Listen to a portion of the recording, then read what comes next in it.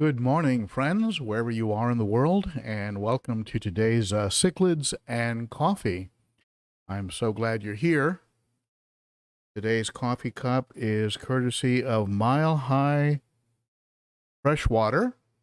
Thank you, Mile High Freshwater, for that coffee mug. I appreciate that. And thank you to all of you that are on, and the early birds. Oh, that's a good cup of coffee. So let's take a look here. You folks have been sort of hot and heavy here on the chat. And hey, welcome Chris, and Eddie Mendoza's here, and hey, GP and John, thank you for the help. Those are my wonderful moderators. I refer to them as the best moderators on YouTube. Of course, everyone who's live feels they have the best moderators on YouTube. Hey, Amber. Amber Key is in the house. And Fishaholic is here, and Chris G. And yeah, I got a haircut. You're right. I got if you could see what when my hair is long, if you could see when I wake up in the morning, it's a horror show, you know. It's like Medusa. So I got tired of it. So hey, Dave Hubbard, Hibbard. I'm pronouncing that right, I hope. And Robert is here as well. More folks are getting on, and while they're getting on, I'm going to go ahead and go back to this scene. I'm going to add something.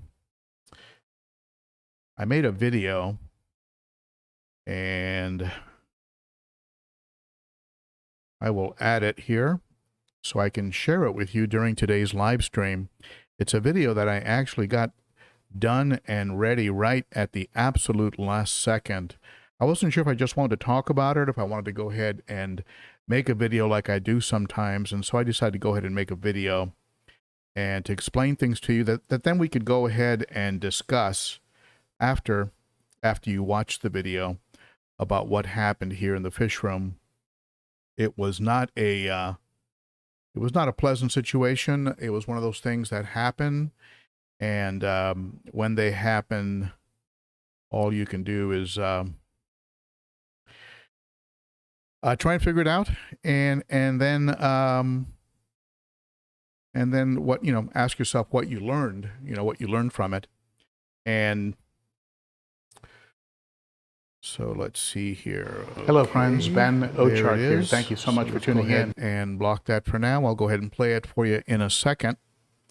And so I hope you're all doing well, and as you could tell from the title, I had a very interesting week. There's some real good positive things, and I'm going to be sharing a video with you tomorrow about the progress of the sump for the 300-gallon. And by the way, if one of you can give me a audio video, let me know how the audio and video are doing. Hey, Vibes Aquatics in the house. How are you, my friend? And hey, Denny. Good to have you here, Denny. Another one of the moderators. Glad you're here, buddy. And let's see. Amber Key is here. I said hi to you, Amber, already. And Joe is here. And just a lot of great folks having a great time. All right. So more folks are coming on. Let's go ahead, and audio and video is good. Thank you, Vibes. I appreciate that. And okay, good. Very, very good. Thank you so much for that. So let's go ahead and do the official start. Maybe this is where you folks go to when you watch the replay, right? Just go to the part where the little logo is dropping in the water. That might not be a bad part to actually start the live streams when you go watch the replay.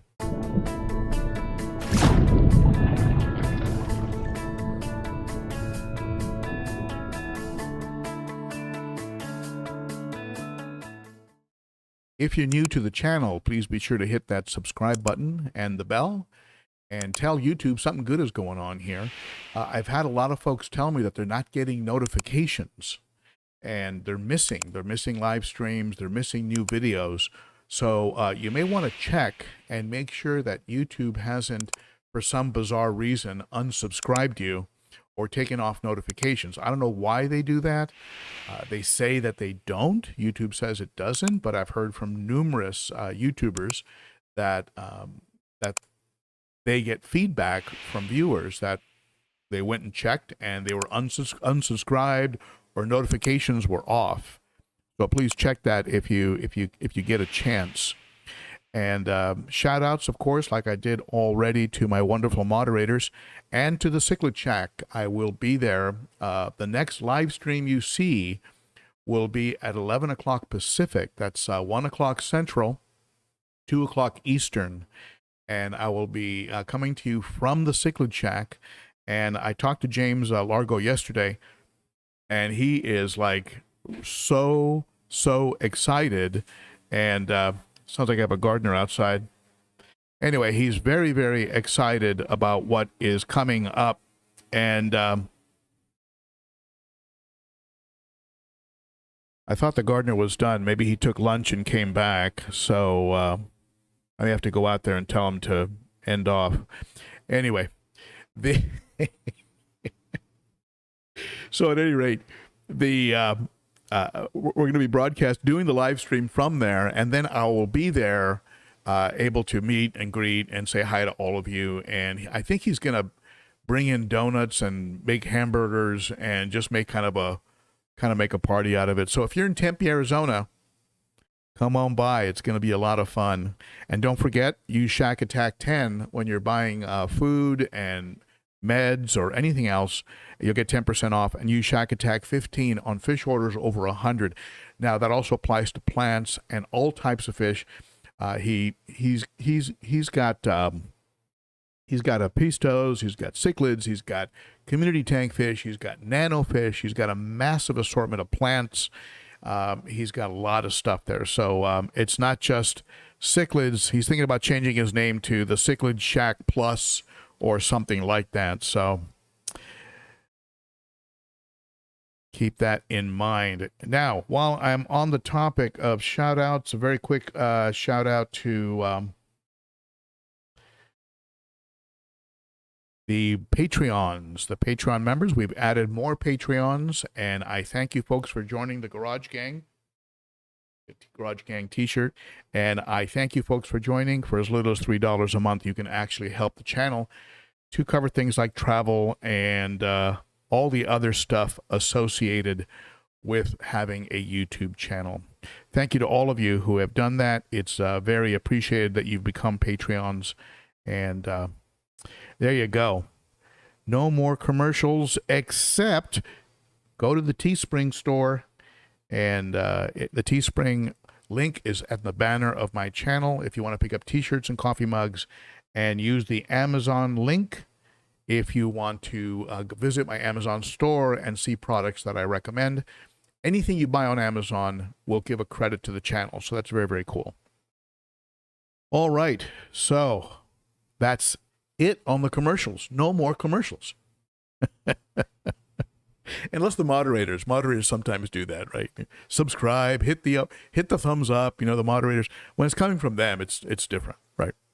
So let me go ahead and play this short video for you to explain what happened, and you folks can share in the chat what your thoughts are. And I think I might have missed a super chat that I have. Hey, Vibes Aquatics, thank you so much, Vibes. Very appreciated. And did I miss anything else? Okay, thank you for that super chat, my friend. Very appreciated. All right, so let's go ahead and play this video that I was able to put together for you, and you tell me what you think. You can actually comment during the video. You can also comment and talk with me after, when we get into a two-way communication here. All right, I'm going to go ahead and cue it up. Hello friends, Ben Ochart here. Thank you so much for tuning in.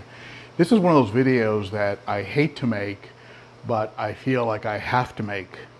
And because there's a takeaway, there's a lesson, and in this case, a bit of a hard lesson, and there's no one or nothing really to blame except myself.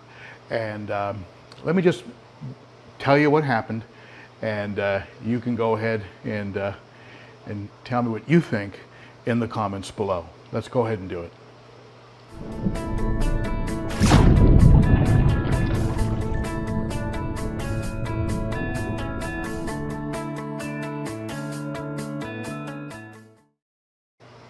So it started off simple enough. The weather had become pretty warm, and this garage can usually stay around 70 to 80, 75, 80 degrees. If it gets really hot outside, with the air conditioning coming in from the house through that door up there, the air conditioning will blow in and keep the room relatively comfortable, but about 75, 80 degrees. So I really don't need the heaters. So what I did is I pulled the heaters, or unplugged the heaters, from several of the tanks. And then what happened is, like that night and the very next day, there was an unexpected drop in temperature. And so the garage got a bit cool, and the rainbows, the dwarf rainbows in the 55-gallon didn't like that. And all of a sudden they were covered in ick. They were covered in just very small, those little small pieces of salt that appear on our fish sometimes. Now, ick is usually not a challenge. Usually ick for me is oh, ick, okay, good. I hit it very quick with cordon ick attack, and I'll increase the temperature. So in this case, I gradually moved the temperature up to about 81 degrees, and I hit it with ick attack, and the next morning, all the rainbows were dead, and the lesson I learned is that those fish do not take to steep or rapid increase.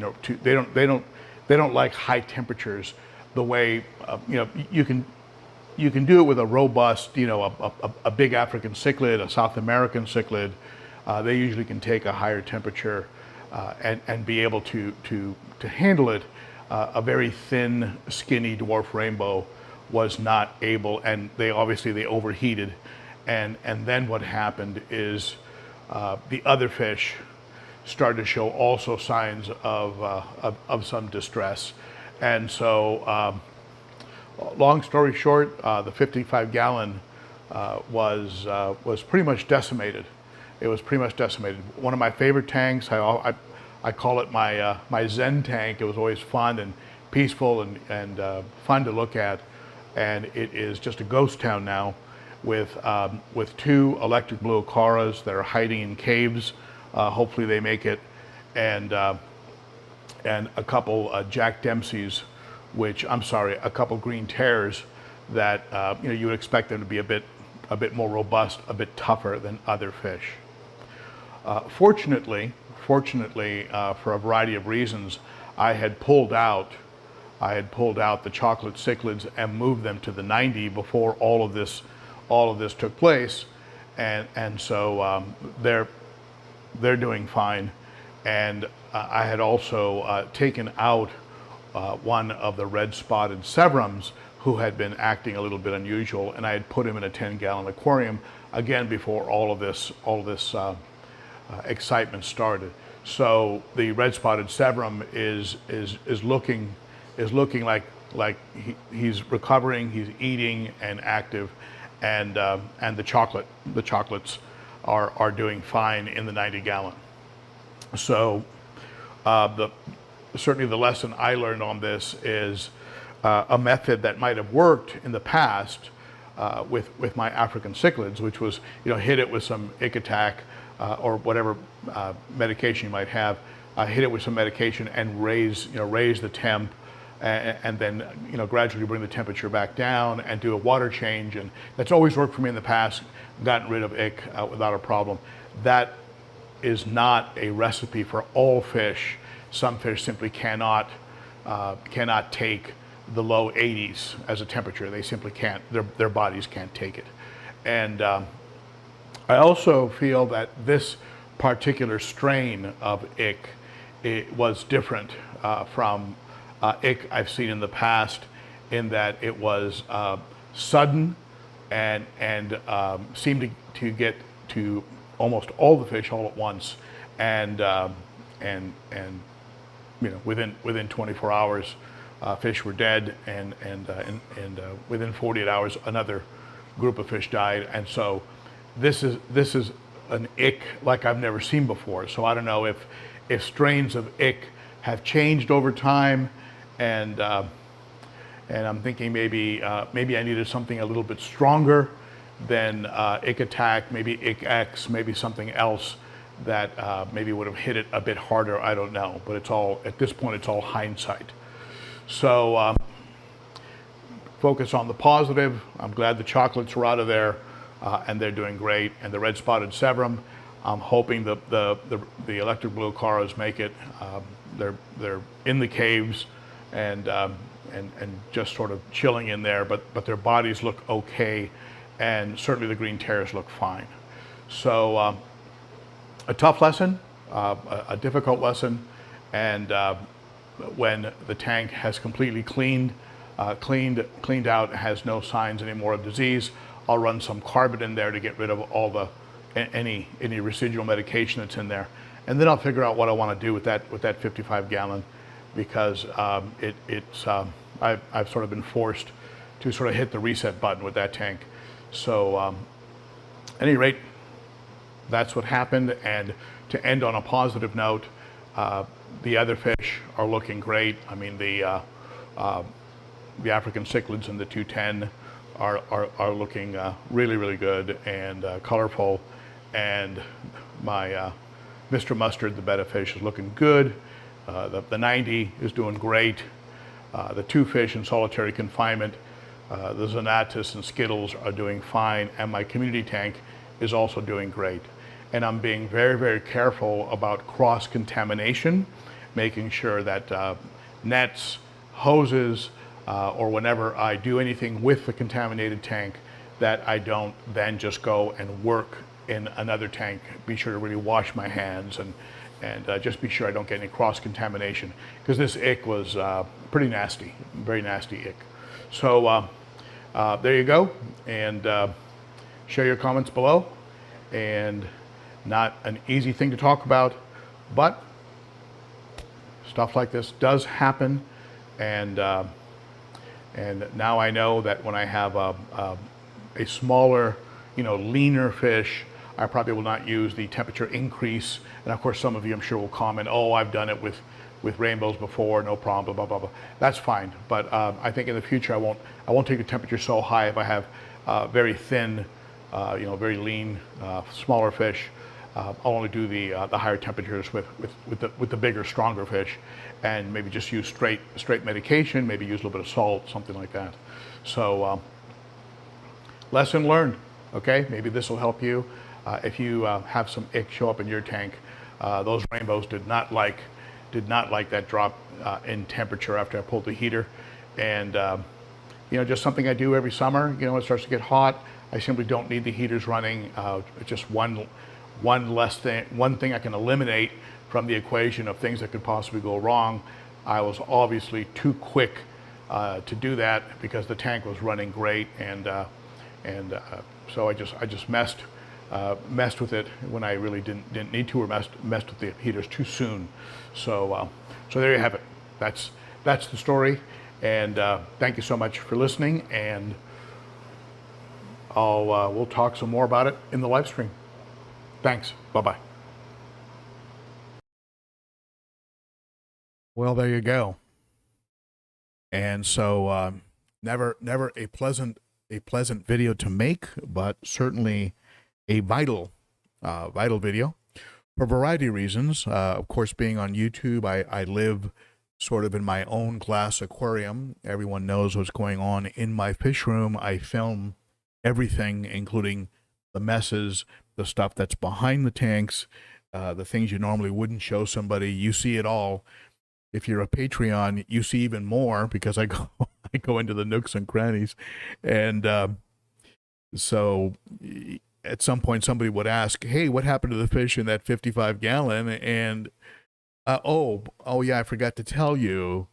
And I just don't roll that way. I just go ahead and just put it out there and go, okay, look, here's what happened. And, no one or nothing to blame. Those rainbows were very sensitive to a drop in temperature. They immediately icked up, and then it just cascaded. It just rolled into more. And then when I raised the temperature, they did not like that. They dropped dead on me. And it's never good to wake up in the morning and come into your fish room and have a bunch of, little fish corpses in the bottom of your tank.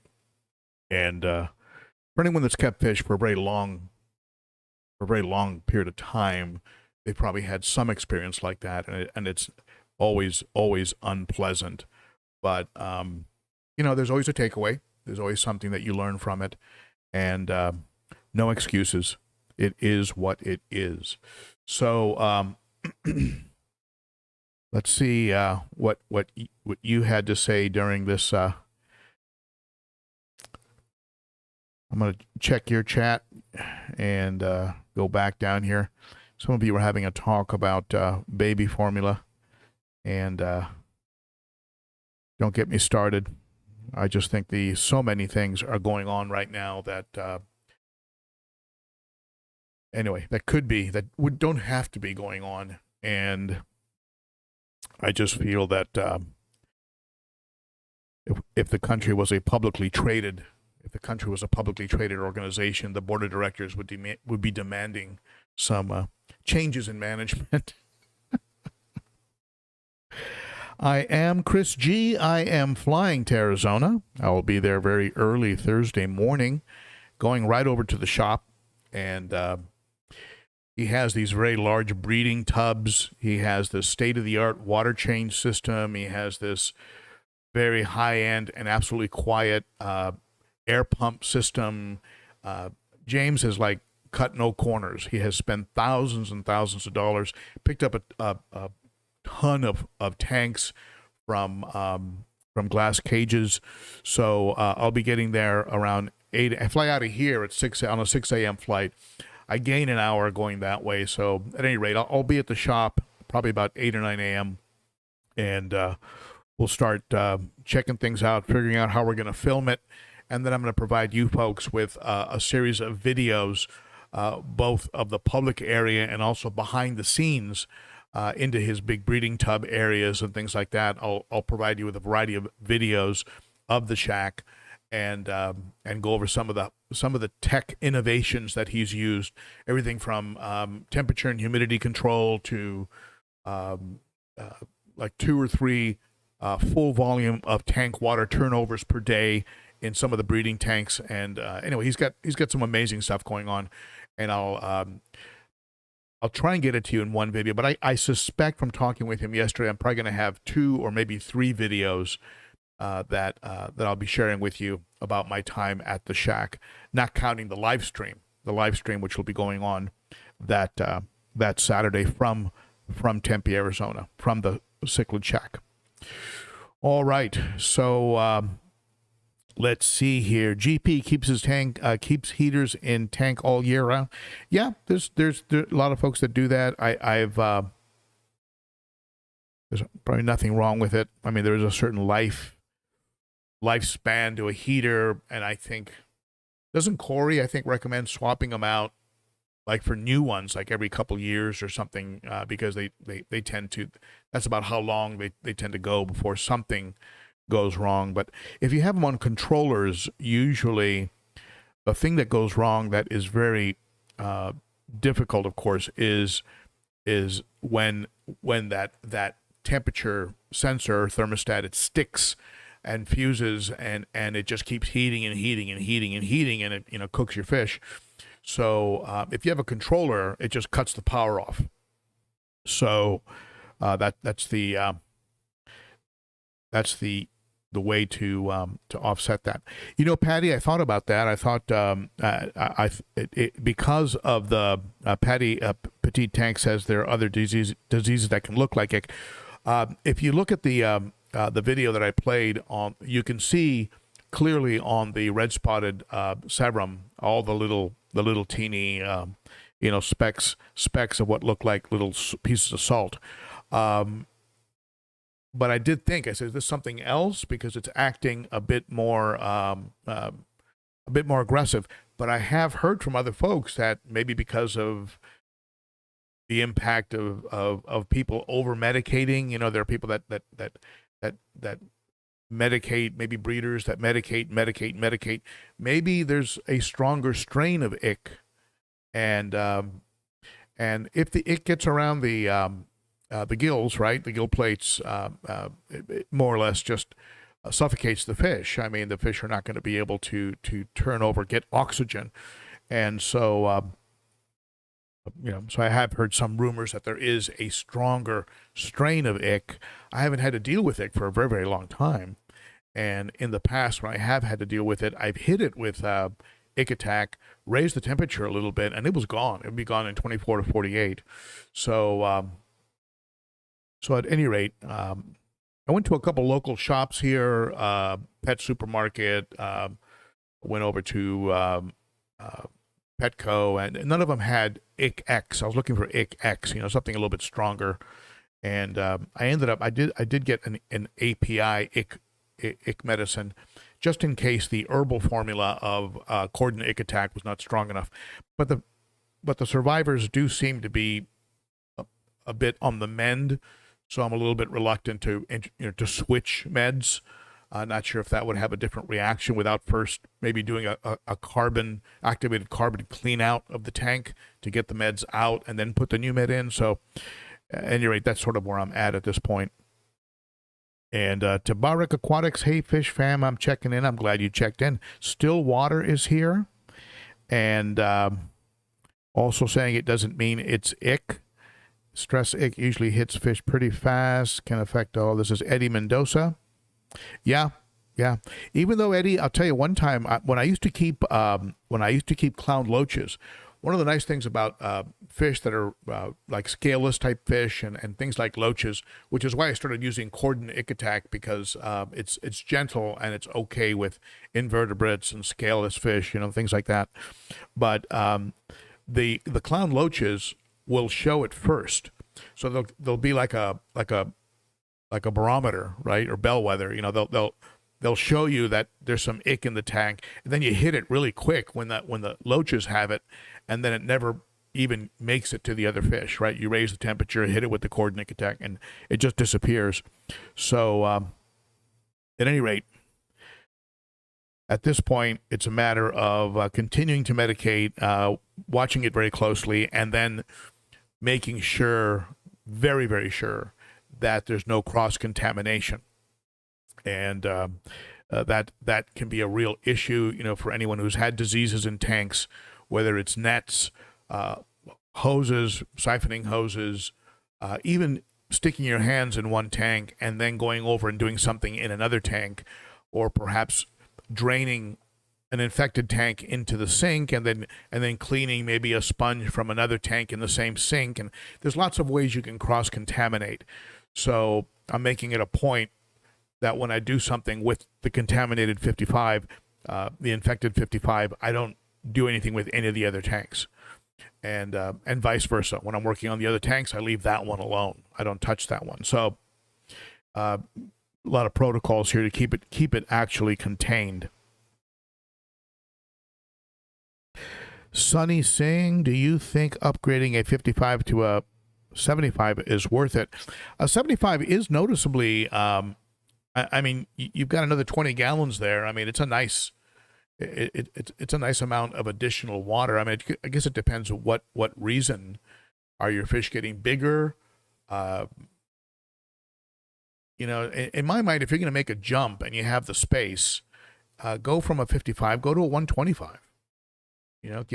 Go to 6 feet across, and really stretch. And then keep that 55 as a quarantine tank, hospital tank, or maybe turn it into something different, like a planted tank or something, whatever it is you got going on. But if you're gonna make a jump, Hutch says Ick X is the only treatment for ick. Yeah, well, I've never used it before, Hutch. I've only used, and I've had great results with my cord and ick attack. But um, I may have to drive out to over to the aquatic critter.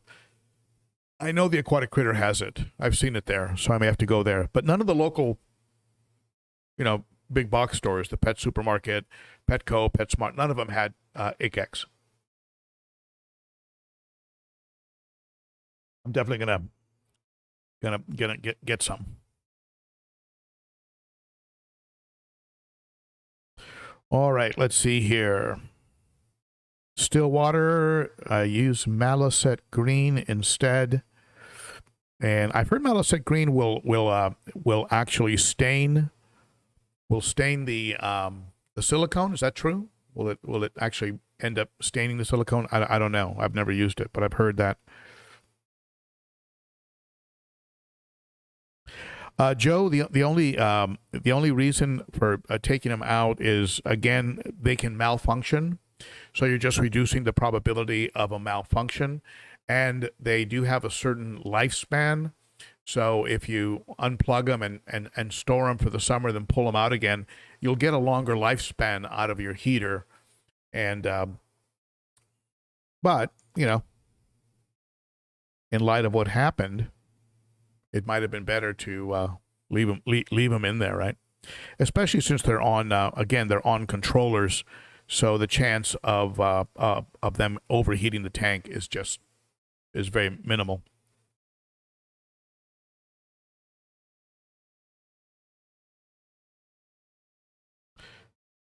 So yeah, so that's Chris G. That is something I'm to contemplate. And in the jeans, yeah, in Southern California, we get, of course, very, very warm summers, and also the experience with larger fish. I've had I've traditionally kept bigger, more hardy type fish. And I don't know, has anyone on the stream right now, have any of you ever intentionally increased the temperature of your tank to treat ick with very skinny type fish, that have that just don't have really any width to them? Have you done that, and did you find that they overheated and expired on you? I'd be curious to know about that.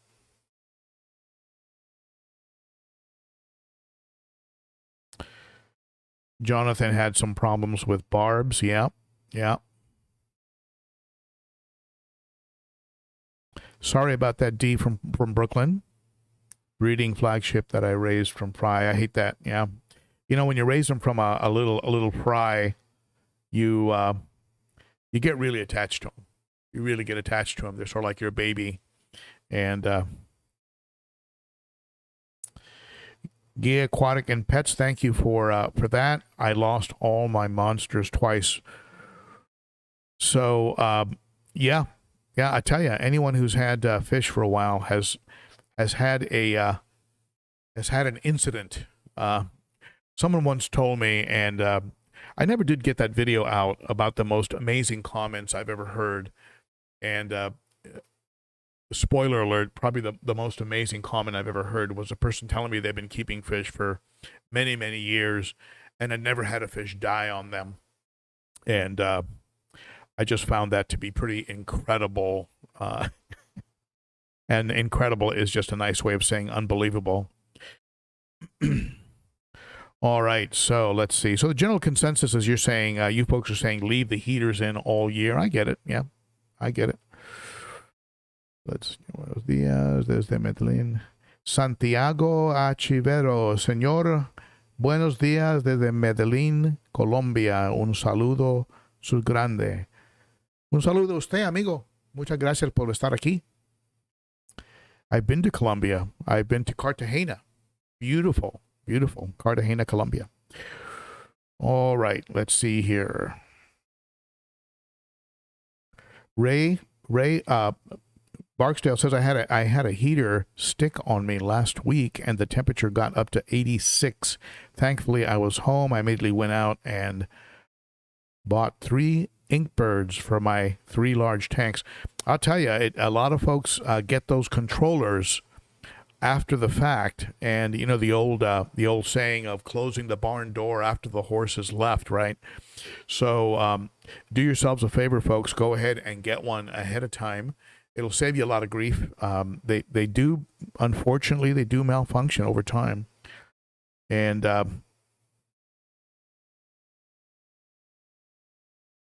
oh, Eddie says that the Vinny passed away. I hate to hear that. Yeah, that was a great fish. That was a big fish, big Venusis. But yeah, that stuff happens.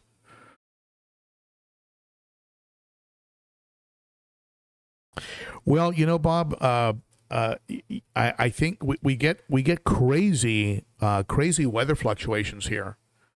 I mean, we can be in like sweltering 90-degree high humidity, and all of a sudden a storm blows in, and it's all of a sudden it's 60 degrees, and then the storm blows out and it's 90 again. And so yeah, you really got to be on your toes. And so maybe in this part of the world, I need to keep a, you know, like one of you mentioned, a baseline heat all the time, so I don't risk creating big fluctuations in the tank.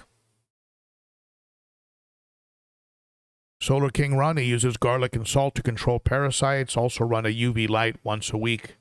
Is the UV light a twist, an inline standalone UV light system, or is it inside one of your canisters? I'd be curious.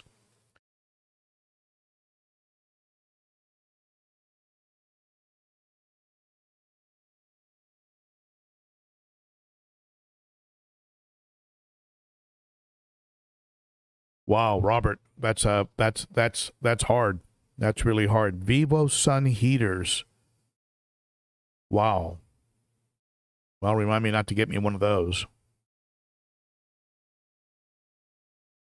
Henry, I usually leave carbon in the tank for about a month, and then I throw it out. I use Chem Matrix only because I've never found a carbon, an activated charcoal that absorbs. I did an unintentional test. I was working on a sink outside in California. I had a bag of activated charcoal and a bag of Chem Matrix, and I had put them on the counter, and the counter had become wet from what I was doing, and the area around the Chem Matrix was bone dry, and the area around the other carbon was still wet. The Chem Matrix had pulled all the water up into the carbon. I mean, it was like crazy. So Chem Matrix, I'm not sponsored by them. They don't send me free samples, but that is my carbon of choice, Chem Matrix carbon. And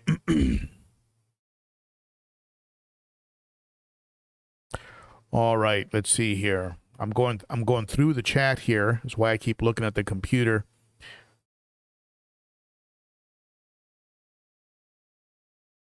GP raised temp to 86 degrees for 4 days. What kind of fish, GP? Were those cichlids? Were those bigger, hardier fish? And no meds, use garlic cloves during feeding, from Fishman Marcus.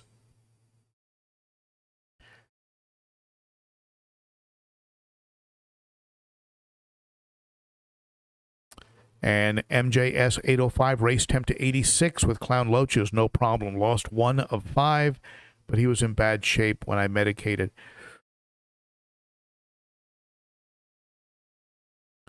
All right.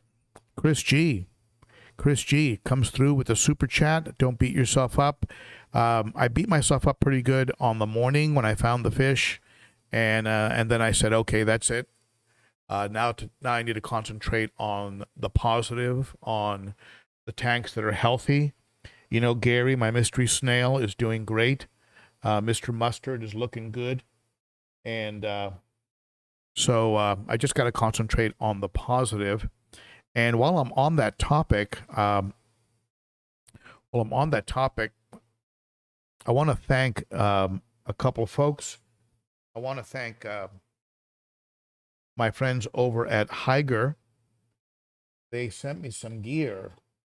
I'll show it to you. They've been a friend of the channel for a while now. This is going to be one of the heaters, and they've completely redesigned this heater, and it looks really cool. This is an 800-watt heater, and it'll be the heater that is inside the 300-gallon.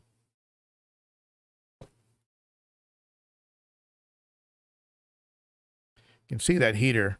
It's a pretty cool looking heater. It's got two tubes in it, two heating elements in it, and it's a 800-watt heater.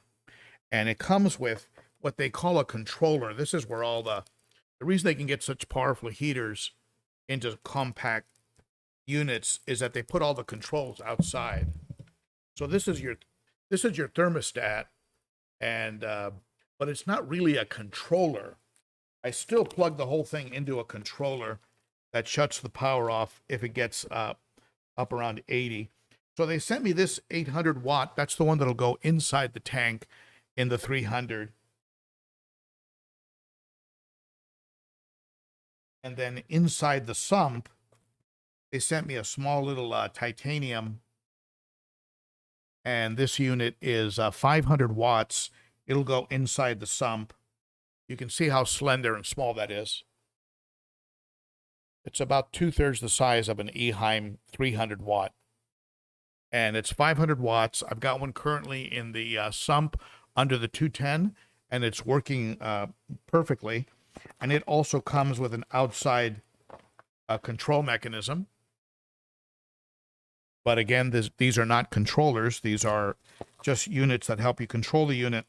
And then I plug them both into a two-prong controller that will shut off at about 80 degrees. So thank you so much to Higer for that. I will be incorporating that into the sump. And also a big shout out to my friends at Sarah, who sent me a massive box, the appropriate amount for a 300-gallon tank. Looks like 2.9 kilograms, 6.4 pounds of Cichlids.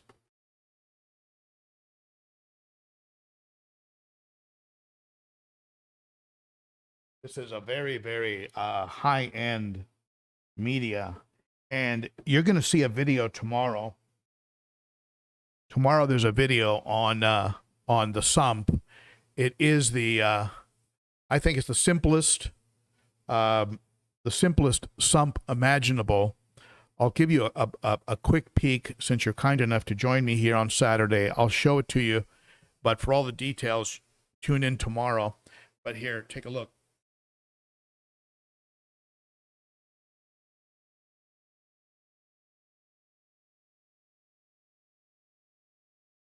That is the simplest, I think, very elegant sump where water is going to be dumping into that left side there, traveling through those 4-inch wide, 14-inch tall matten sponges from Swiss Tropicals, then running into just a massive amount of Cichlids, and then being pumped back to the tank with two Cichlids Syncra silent pumps. And the two of them add up to the right amount of gallons that you can that is recommended for the Synergy overflow box. So there's you're the first people. You're the first folks to see that sump, and I'll be describing it in more detail tomorrow.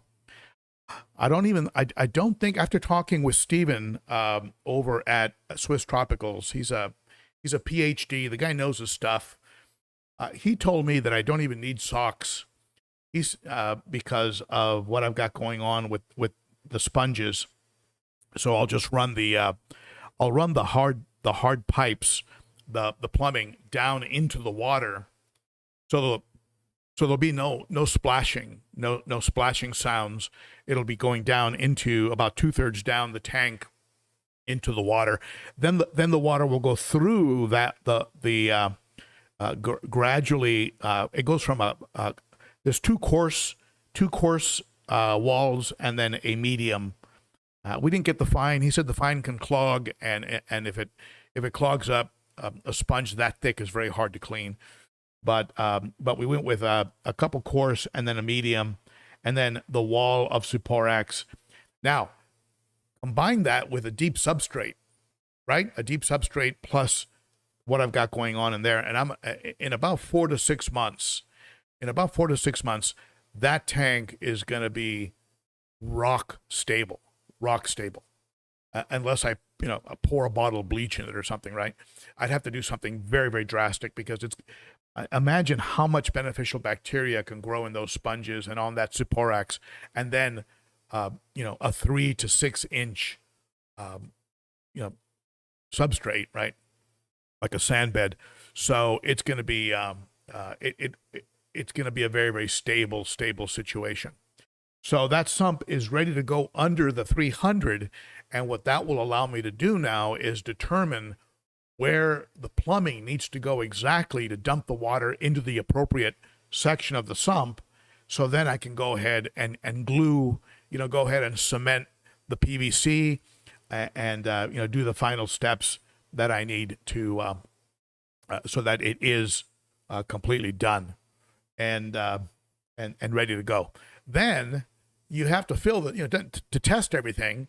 You then, of course, have to fill the tank up, right? So I'll be using 300 gallons of water, filling the tank up, and running the system, making sure there's no leaks anywhere, and that it's running exactly the way it's supposed to run. And then I will go ahead and drain it, and then add substrate, decor, and decide what kind of fish I'm going to be doing. But I've got to water test it first. And so it's a 300-gallon test, 600 if you add in the refill. So at any rate, it's moving along. When I go see James over in Arizona, I'm sure he's going to pound on me to put the Africans into the 300. That's definitely where he's at on the whole thing. So we'll see if he talks me into it, and then I'll then end up, if I do that, I would then end up moving the moving over the South Americans, the bigger South Americans, right? The Viejas and the more aggressive ones, right? I would move those over to the 210. So put the Salvini in there, put Tomasita, my Jack Dempsey, and ultimately the Green Tears, right, would go in there, and then I could consider adding the Zonatus and maybe some other types of South American cichlids into the 210. So never a dull moment. And let's see if what you have to say. We have 132 people on, according to my dashboard here. Robert Sawinski, excuse my ignorance. I am not familiar with the controllers, but can you use one controller for multiple heaters, or what do you do when you have 50 aquariums? Oh my goodness, 50 aquariums. Man,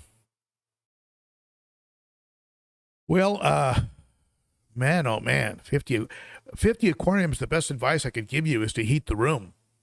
Keep the room between 75 and 80, and don't even bother with heaters.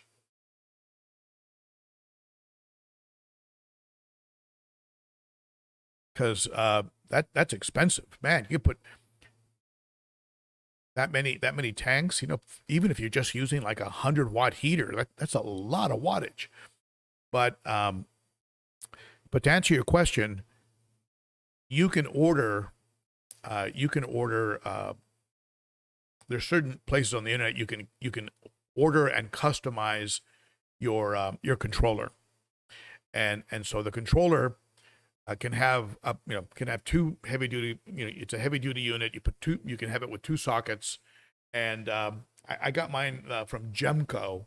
It was about $100. It was expensive, and it's probably more now. I bought that years ago, but it's built like a tank, and it's got a digital readout, and it's like $80, then another 20, and they add a second plug, and the controller has a sensor that goes into the tank, just like your heaters have sensors, right? So you set your heater. Let's say you set your heater at 78, and you set your controller maybe at 80. And if the heater starts to go a little crazy or the room gets really hot and the tank starts to heat, it just shuts the power. It just cuts off power. That's all it does, just cuts off power. So you can buy multiple socket controllers. Inkbird, I think for about $40, you can get a two plug controller. Be sure to get the one with the black sensor, because that's for an aquarium and for water use. They have one with a metallic sensor, metal looking sensor, but that's more for plants and reptiles, reptile enclosures. It measures hot and cold. It measures like a zone. It's like a little bit different, but they have the black sensor Inkbirds. Those are more for water usage, and those come in pretty inexpensive. Trenton W comes in with a super chat. Thank you, Trenton. Very appreciated. So let's see. Patrick Maloney, nice sump. I also use poured foam. I have it located after the filter socks and utilize it mostly for biological filtration. Yeah, I have the filter socks in the 210. They're 4 inches across and 14 inches long. And there's 2 of them in there for the primary and the secondary. And I got to swap them out probably once or twice a week, both of them, because they get clogged up, which means they're doing a good job, right? So, but I may not be going with socks on the 300. We'll see. If I do, I would probably consider, like I mentioned in a prior live stream, they have these 7-inch wide socks, and you can put both tubes in there. You know, both of your pipes in there, and then you just swap out one sock, maybe once or twice a week. 7 inches across, and like 12 inches long. And that might be an option. So we'll see. All right, let's see. I'm looking at your comments here.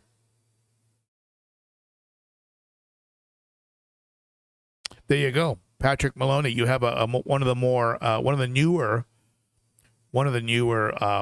Inkbirds that actually is Wi-Fi enabled, and it will send you notifications if something is going on.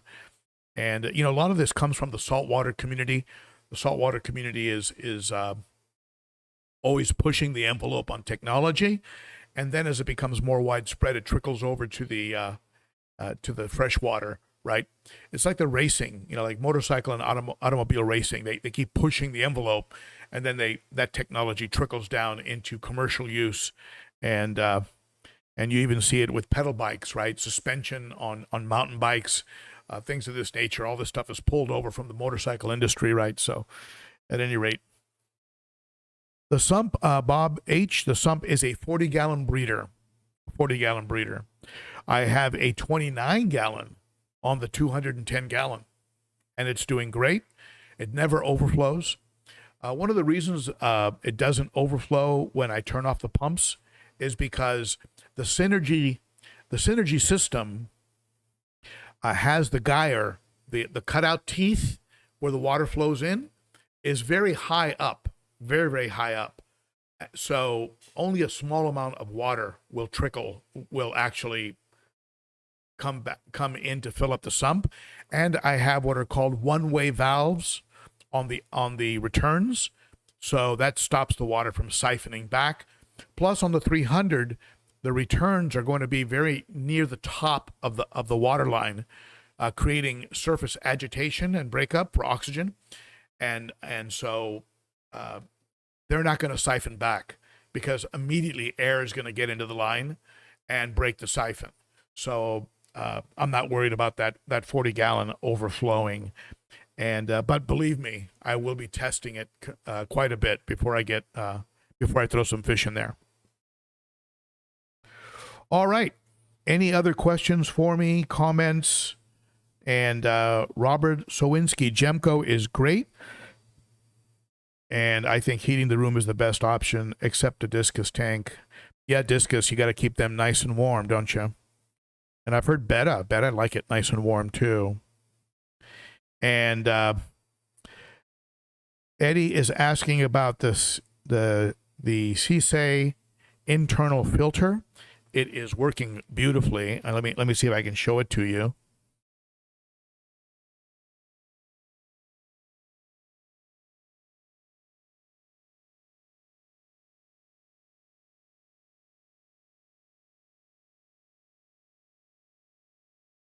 Can you see it up there in the corner of the tank? Right behind Skittles. It's absolutely, totally quiet. I'm not using the spray bar function. I'm just using the bubbles, and I've got the bubbles at about 50%. And I mean, compare that to the way the Expertmatic, that big white, right, with a black background tank, that Expertmatic really, really was a bit of an eyesore, right? I mean, it did a great job, but it was almost too much, 400 gallons per hour. I mean, it has a really powerful power head on it. So this one is perfect for this divided tank. If this tank was not divided, you'd probably want the 7 or the 900 unit. So you're getting up to about $70 for that. But at any rate, it's running like you would expect a Cichlids product to run. It's running like a well-oiled machine.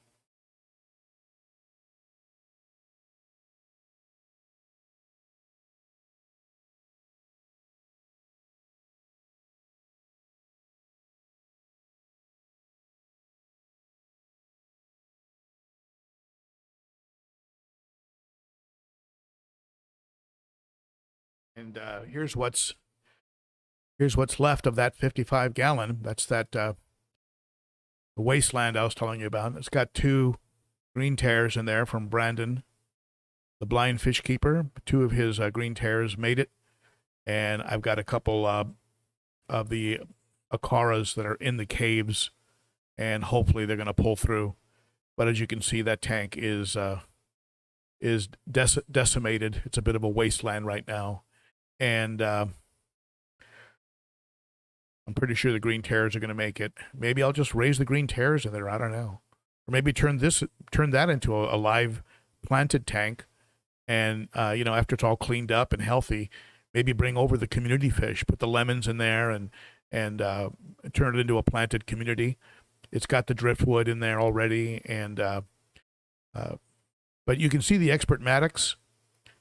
If you look, if you're looking for them, you can see the Expertmatics in there, and you can block them with decor, and they don't look that bad. And hey, Vibes, thank you so much for that. I appreciate that super chat.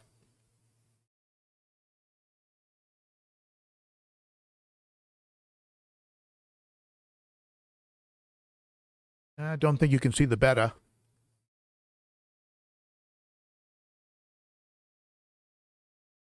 But there's the 90. You see that big vieja hanging out there.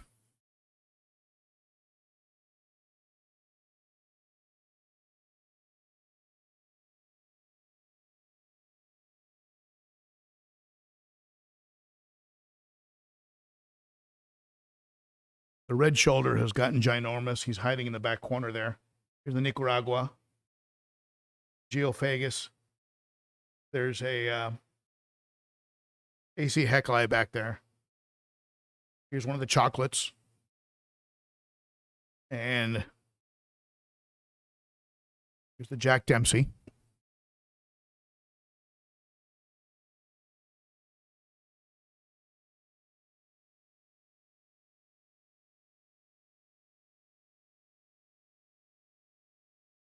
See if we can get the Salvinia to come out.